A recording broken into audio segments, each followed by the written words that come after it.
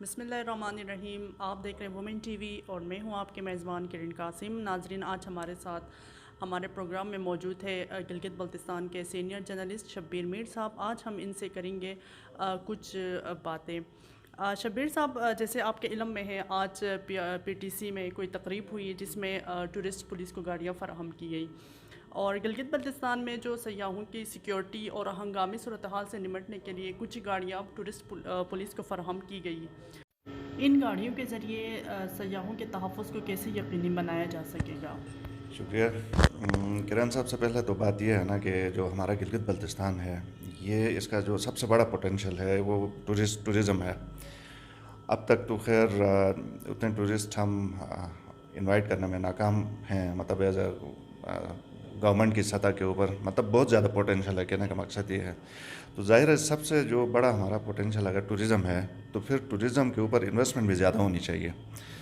دوسرے ملکوں کی مثالیں اکثر ہم دیتے ہیں، سوئٹزرلینڈ اور پتہ نہیں کدھر کدھر کی مثالیں دیتے ہیں، اور ظاہر ہے جہاں پہ جو ان کا زر مبادلہ ہے بہت بڑا ٹورزم سے آتا ہے. اب ہمارے پاس بہت زیادہ پوٹینشیل ہے، کہتے بھی ہیں ہمارے حکمران بھی یہ کہتے ہیں کہ ہم سوئٹزرلینڈ سے بھی آگے کی کوئی جگہ ہیں. حقیقت ہے، ویسے ہمارے پاس بہت کچھ ہے. ہمارے پاس اتنا ان ایکسپلور ٹورزم ہے. اب اس کو آگے لانے کے لیے جو بہت ساری اور چیزیں کرنی ہیں، اس میں سیکیورٹی بھی ایک بہت اہم فیکٹر ہے. جب تک آپ کی ٹورسٹ پولیس ٹرین نہیں ہوگی، اس میں پڑھے لکھے لوگ نہیں ہوں گے، اکوپ نہیں ہوگی، تو آپ بہتر وہ ماحول نہیں دے سکیں گے.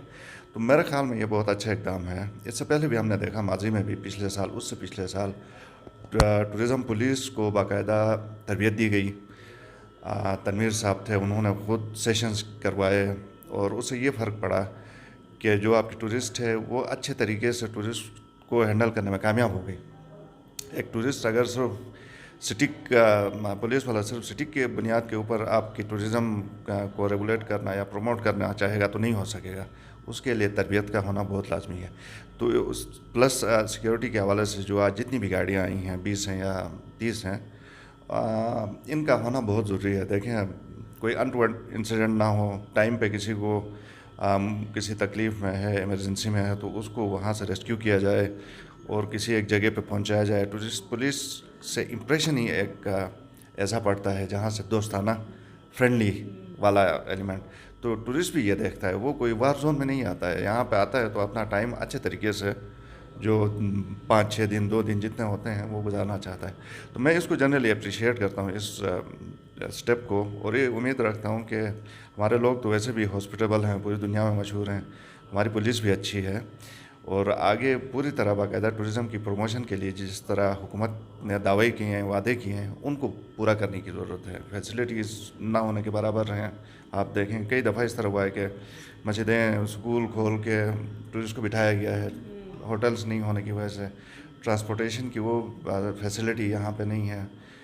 کبھی ہمارا جو پی آئی اے آفر کرتا ہے تو کبھی نہیں کرتا ہے. ڈائریکٹ فلائٹس والی بات ہو گئی، انٹرنیشنل ایئرپورٹس بنانے کی بات ہوئی، بہت کچھ کرنا باقی ہے. بہرحال اس اسٹیپ کو ہم اپریشیٹ کریں گے.